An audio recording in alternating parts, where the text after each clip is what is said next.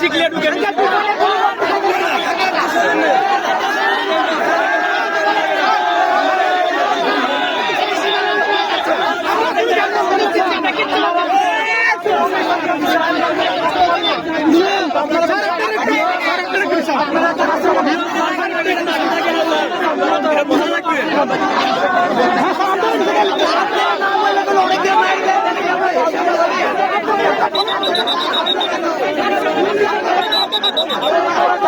দর্শক, আমরা এই মুহূর্তে নাটোর শহরে অবস্থান করছি। আমরা দেখছি কোটা বৈষম্য বিরোধী ছাত্র আন্দোলন এবং আইনশৃঙ্খলা বাহিনী মুখোমুখি অবস্থান করছেন। যে কোনো মুহূর্তে বড় ধরনের একটি সংঘর্ষে জড়িয়ে যেতে পারেন। আমরা আপনাদেরকে সরাসরি বিস্তারিত দেখানোর চেষ্টা করছি।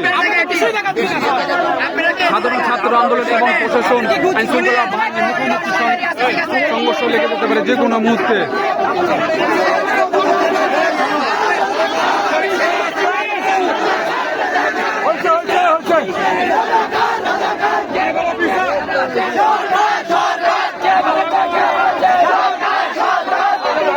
সরকার